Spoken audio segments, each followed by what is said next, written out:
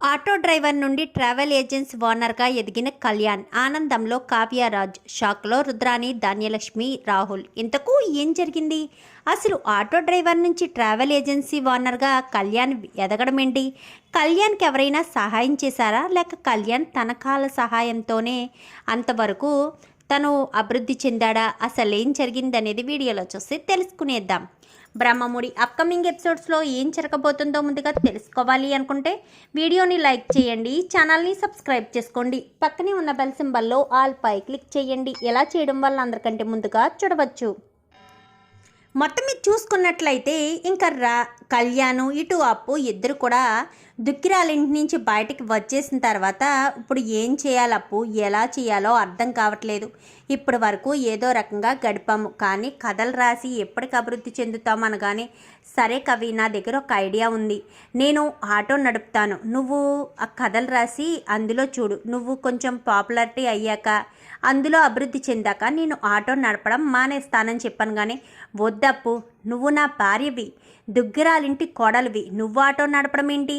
నేను నడుపుతాను, నాకు ఆ డ్రైవింగ్ ఏదో నాకు నేర్పించాను. కానీ ఏంటి, నువ్వు ఆటో నడుపుతావా అని చెప్పాను. కానీ అవును, ఆటో నడుపుతాను, దయచేసి నేర్పించాను. కానీ సరే అని వెంటనే బంటికి ఫోన్ చేయడంతో బంటిగాడైతే ఒక ఆటోని తీసుకొస్తాడు. ఇంకా ఆటో నడపడం నేర్పిస్తుంది అప్పు. అయితే కళ్యాణ్ వీలైనంత తొందరలోనే ఆటో నేర్చుకుంటాడు. మనం అద్దె ఆటో తీసుకుందామా కవి అని చెప్పాను. కానీ వద్దు, అద్దె ఆటో ఎందుకు తీసుకోవడం, మనం ఫైనాన్స్ మీద కొత్త ఆటోయే తీసుకుందామని చెప్పనేసరికి ఆ విషయం బంటి దగ్గర మాట్లాడుకోవడంతో బంటి కాస్త కావ్యకు చేరవేస్తాడు. ఏంటి, ఫైనాన్స్ మీద ఆటో తీసుకోవాలనుకుంటున్నారా? సరే అయితే వెంటనే మేనేజర్ దగ్గరికి వెళ్ళేసరికి ఇంకా అక్కడికి వెళ్ళడంతో ముందుగానే కావ్య వెళ్ళి ఫోన్ చేస్తుంది. ఫోన్ చేసి ఎలాగని చెప్పాను. కానీ మేడం అని చెప్పనేసరికి నేనే వచ్చాను అని చెప్పి ఇంకా కావ్య అక్కడికి వెళ్ళి మాట్లాడుతుంది. ఎట్టి పరిస్థితుల్లోనూ మేము ఇలా ఇన్ఫ్లుయెన్స్ ఉపయోగించామన్న విషయం చెప్పొద్దు, మీకు ఏ షూరిటీ కావాలన్నా కానీ నేను పెడతాను, లేదా మా హస్బెండ్ పెడతారు, మా మామయ్య గారితో అయినా పెట్టిస్తామనగానే, ఎందుకు మేడం అంతమంది, మీరు చెప్తున్నారు కదా, దుగ్గిరాలింటి కోడలు చెప్తున్నారు కావ్య గారు, మాకు అది చాలు, మీరు తీరుస్తారన్న నమ్మకం మాకుంది, మేము ఫైనాన్స్ మీద ఆటో వాళ్ళకి ఇప్పిస్తామని చెప్పనేసరికి ఇంకా కావ్య పక్కకు తప్పుకోవడంతో అప్పు కళ్యాణ్ ఇద్దరు కూడా అక్కడికి వస్తారు. బంటి కావాలని అక్కడికే తీసుకొస్తాడు. నాకు తెలిసిన ఓనరే అని చెప్పనేసరికి సరే అని ఇంకా ఫైనాన్స్ మీద ఇవ్వడానికి ఒప్పుకుంటారు. ప్రతి నెల ఇంత కట్టాలి, కరెక్ట్ నెల కట్టేయాలి అని చెప్తారు. ఎందుకంటే రూల్స్ చెప్పకపోతే వాళ్ళకి అనుమానం వస్తుందన్న భయంతో ఇంకా కావ్య అన్నీ కూడా చెప్పమని చెప్తుంది. ఇంకా అలా చెప్పేసరికి సరే అని ఇంకా ఆటో తీసుకుంటారు. ఆటో తీసుకుని కళ్యాణ్ రోజు ఆటో నడుపుతాడు. అప్పు నేను వస్తానని కానీ వద్దు అని చెప్పానా, నా మాట కాదనవు కదా, నువ్వు ఇంటి దగ్గరే ఉండు, నేనే ఆటో నడుపుతానని ఇంకా అలా ఆటో నడుపుతాడు. అలా ఒక్కొక్కటి ఫైనాన్స్ మీద ఆటో నడుపుకుంటూ ఇంకా అంచెలంచెలుగా కొద్దిగా ఎదుగుతూ ఉంటాడు. ఇంకా అలా ఒక 4-5 ఆటోలు తీసుకుని ఇంకా కొంతమందిని స్విగ్గీ అవన్నీ చేసే వాళ్ళందరినీ కూడా మానేయమని చెప్పి ఇంకా వాళ్ళందరూ కూడా కళ్యాణ్తో కలిసి అందరూ కూడా ఆటో నడుపుకుంటారు. ఆటో నడుపుకుని వాటన్నింటికి కూడా కళ్యాణే ఓనర్గా ఉంటూ వాళ్ళ చేత ఆటో నడుపుకుంటూ వాళ్ళకి జీతాలు ఇస్తూ ఉంటాడు. వాళ్ళు కూడా చాలా హ్యాపీగా ఫీల్ అవుతారు. ఆ స్విగ్గీ దగ్గరికి వెళ్ళినా అక్కడ ప్యాసింజర్లు లేట్ అయిందని అదని ఇదని కస్టమర్లు ఎంతో బాధ పెట్టేవారు బావా, కానీ ఇప్పుడు ఇలా ఆటో నడుపుకోవడం వల్ల మాకు చాలా సంతోషంగా ఉంది, మమ్మల్ని నమ్మి ఆటో ఎవరు ఇవ్వలేదు, లేదంటే ముందు మేము ఆ పనే చేద్దామనుకున్నాము, ఎవరు ఇవ్వకపోవడంతో మీరు నన్ను నమ్మారు అని చెప్పి వాళ్ళంతా కూడా చెప్పేసరికి మేము అక్కడి నుంచి బయటకు వచ్చాక మాకు హెల్ప్ చేసి మీ రూమ్లో మీరంతా కూడా బయట పడుకుని మాకు సహాయం చేసింది మీరు, అలాంటిది మీకు మేము హెల్ప్ చేయకపోతే ఎలాగా అంటూ ఇంకా కళ్యాణ్ చెప్పేసరికి ఇంకా అంతా కూడా చాలా హ్యాపీగా ఉంటారు. ఇంకా అంచెలంచెలుగా ఎదిగేసరికి అదంతా చూసి రుద్రాన్ని తట్టుకోలేకపోతుంది. కళ్యాణ్ ఎక్కడికి వెళ్ళినా బాగానే రాణిస్తున్నాడే, ఇంట్లో ఉన్నప్పుడు అసమర్థుడుగానే ఉండేవాడు, అప్పుని పెళ్లి చేసుకున్న తర్వాత ఎక్కడ లేని ధైర్యం వాడికి వచ్చేసినట్టుంది. అందుకే ఆటోలకి అసోసియేషన్ ఓనర్ కూడా అయ్యాడు అని చెప్పి ఇంకా మాట్లాడుకుంటూ ఉంటారు. వాడిని ఏం కదపాలా మమ్మీ అని చెప్పాను, కానీ ఎందుకు వాడిని కదపడం వల్ల మనకే రిస్క్ అవుతుంది. నువ్వు ఆఫీస్కి వెళ్తున్నావు కదా, నీ సామర్థ్యత నువ్వు సాధించుకో, ఎటువంటి చెడ్డ పేరు రాకుండా మంచి పేరు తెచ్చుకో. ఎందుకంటే రాజ్ ఆఫీస్లో అడుగు పెట్టాడంటే మొత్తం నీ గురించి అన్ని విషయాలు బయట పడిపోతాయి, అందుకే చెప్తున్నాను అని చెప్పనేసరికి సరే అని ఇంకా అప్పు, కళ్యాణ్ అంతా ఇద్దరు కూడా చాలా సంతోషంగా ఉండడం చూసి రాజ్ హ్యాపీగా ఫీల్ అవుతాడు. నా తమ్ముడు ఆటో నడుపుతున్నాడన్న బాధ నాకు ఉంది, కానీ తన కాళ్ళ మీద తను స్వతంత్రంగా సంతోషంగా ఉన్నాడని నాకు చాలా సంతోషంగా ఉంది కళావతి అని చెప్పాను. కానీ అవునా, నాకు మాత్రం కళ్యాణ్ గారు ఇలా ఉండడమే బాగా నచ్చింది. ఇంటికి వచ్చిన చిన్నత్తయ్య గారు అనే మాటలు అప్పుని ప్రతి క్షణం బాధ పెడుతూనే ఉంటాయి.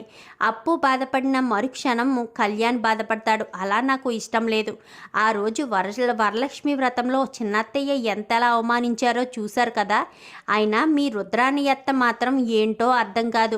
ఆ మనిషిని మీరు ఇంట్లో ఎందుకు పెట్టుకొని ఇంట్లో వాళ్ళంతా ఎంత తిట్టిపోస్తున్నా ఆవిడకి సిగ్గు అనేది ఏమీ లేకుండా మళ్ళీ ఆవిడ చెప్పుడు మాటలు ఏంటో అర్థం కావట్లేదు అనగానే, చెప్పుడు మాటలు వినేవాళ్ళు ఉంటే అలాగే చెప్తూ ఉంటారు, వినని వాళ్ళు ఉంటే ఎన్ని రకాలుగా చెప్పినా వినరు కదా. అదే మా మమ్మీ అనుకో, చెప్పుడు మాటలు వినే మనిషి కాదు అని చెప్పాను. కానీ ఒకనొకప్పుడు అత్తయ్య గారు కూడా విన్నారు కదా, రుద్రానియే కదా నాకు విడాకులు ఇప్పించి నో అబ్జెక్షన్ లెటర్ రాయించుకుని మరీ మీకు ఆ చిత్రతో పెళ్లి చేయాలని ప్లాన్ చేశారు అని చెప్పనేసరికి చిత్ర అంటే గుర్తొచ్చింది కావ్య. ఆ చిత్రాన్ని ఎవరు తీసుకొచ్చారు అనగాని, అయిపోయిన దానికి ఎందుకు ఇప్పుడు అని చెప్పనేసరికి, చిత్రను మా రుద్రాని అత్తే కదా ఇక్కడ పురమాయించింది అని చెప్పనేసరికి మీకెలా తెలుసు అని చెప్పాను. కానీ నాకు తెలియదు అనుకుంటున్నావా, నాకు తెలుసు, కానీ అప్పుడు తెలియలేదు, తర్వాత తెలిసింది. అప్పటికే చిత్ర ఇంట్లోంచి వెళ్ళిపోయింది. ఎందుకంటే మా రుద్రాని అత్తతో నువ్వు మాట్లాడడం నేను విన్నాను, వార్నింగ్ ఇవ్వడం కూడా విన్నాను, అందుకనే నాకు తెలిసింది అని చెప్పనేసరికి అంతా బాగానే చూస్తున్నారన్నమాట అని చెప్పాను. కానీ ఏం చేస్తాను, భార్యమని వెనకాల తిరగడం తప్ప నాకు వేరే పనేమీ లేదు కదా ఇప్పుడు అని చెప్పి రాజ్ అంటాడు. ఇంకా అంచెలంచెలుగా కళ్యాణ్ ఎదగడం, ఇంకా అక్కడ అంతా కూడా కళ్యాణ్కి పేరు మారుమోగడంతో ఇంకా ప్రెస్ వాళ్ళు అయితే ఇంటికి వస్తారు. ఏంటి దుగ్గరాల ఫ్యామిలీలోకి ఈ మధ్యన ప్రెస్ వాళ్ళు వచ్చే అవకాశం లేదనుకుంటే ఇప్పుడు మళ్ళీ ఒక న్యూస్ పాపులర్ అవుతుంది, బాగా వైరల్ అవుతుంది. దుగ్గిరాల కళ్యాణ్ గారిని ఇంట్లోంచి బయటికి పంపించేసి ఆస్తి మొత్తం మీరే అనుభవిస్తున్నారంట అని చెప్పాను. కానీ ఎవరు చెప్పారు బయటికి పంపించేసని? తన సామర్థ్యాన్ని, తన కాళ్ళ మీద తను నిలబడే శక్తిని తను పొందడానికి బయటికి వెళ్ళాడు అంతే తప్ప ఎవరు కూడా తనని ఇంట్లోంచి పంపించలేదు. అయినా ఆటోలు నడుపుకుంటూ మంచిగానే జీవిస్తున్నాడు కదా, తన కాళ్ళ మీద తను నిలబడి ఎవరో సంపాదించిన డబ్బులు ఖర్చు పెట్టుకోకుండా తన సంపాదించిన డబ్బులనే ఖర్చు పెట్టుకుని సంతోషంగా ఉన్నాడు మా తమ్ముడు అని చెప్పాను. కానీ ఆటో నడపడం కూడా సంతోషమేనా రాజ్? ఇక్కడ కోట్ల ఆస్తి వదిలేసి అంటూ ఇంకా ధాన్యలక్ష్మి అనేసరికి వాడికి ఆ పరిస్థితి వచ్చేలా చేసింది నువ్వే కదా ధాన్యలక్ష్మి, మళ్ళీ రాజనంటావేంటి? నువ్వే కదా కళ్యాణ్ని అప్పుని ఇంట్లో ఉండొద్దని చెప్పావు, అందుకే వాళ్ళు ఇంట్లోంచి వెళ్ళిపోయారు. వాళ్ళు అన్ని కష్టాలు పడడానికి కారణం కూడా నువ్వే కదా, ఇంకెందుకు నువ్వు మాట్లాడతావు అని చెప్పనేసరికి ఏదైతే ఏమైంది, కళ్యాణ్ గారు ఒక గొప్ప స్థాయికి వచ్చారు. ఇంతకుముందు దుగ్గిరాల కళ్యాణ్ అంటే ఎవరికీ ఏమీ తెలియదు, కానీ ఇప్పుడు దుగ్గిరాల కళ్యాణ్ గారంటే ఒక ఆటోతో స్టార్ట్ చేసి ఆటో ఓనర్గా ఎదిగారని దుగ్గిరాల కళ్యాణ్ గారికి ఈ సిటీలో మంచి పేరు ఉంది అని చెప్పి ఇంకా వచ్చిన న్యూస్ వాళ్ళు కూడా మంచిగా చెప్పేసరికి ఇంకా అంతా కూడా చాలా సంతోషిస్తారు. ఇంకా రాహుల్ రుద్రాని మాత్రం తిట్టుకుంటూ ఉంటారు. కానీ ఇంకా ఇలాంటివేమీ చేయకుండా వాళ్ళు బిజినెస్లో దొరికిన కాడికి నొక్కేయడం కోసమే అలాగే ఆలోచన చేస్తారు, కానీ ఇలాంటి ఆలోచనలు అయితే చేయరు. ఇంకా రాజు కళ్యాణ్ అభివృద్ధి చెందాడు కదా, తన కాళ్ళ మీద తను నిలబడ్డాడు కదా, ఇక మీదట ఆయన ఇంటికి వస్తాడా అని అడగడానికి రాజు వెళ్ళేసరికి ఏంటన్నయ్య ఇలా వచ్చావని, కానీ ఇప్పటికైనా నువ్వేంటో నిలబెట్టుకున్నావు కదా రాజు, సారీ కళ్యాణ్, నీకంటూ ఒక గుర్తింపు వచ్చింది. దుగ్గిరాల కళ్యాణ్ అంటే ఇప్పుడు ఎవరికి తెలియంది కాదు అని చెప్పాను. కానీ ఇప్పుడు నన్ను ఇంటికి రమ్మని పిలవడానికి వచ్చావా అన్నయ్య? నన్ను ఎప్పుడైతే అమ్మ మనస్ఫూర్తిగా వచ్చి అప్పుని కోడలుగా అంగీకరించి ఇంటికి పిలుస్తుందో అప్పటి వరకు మేము ఇంట్లో అడుగు పెట్టలేము. ఎందుకంటే అడుగు పెట్టినా కానీ నేను మనశ్శాంతిగా ఇప్పుడున్నంత ప్రశాంతంగా ఉండలేను.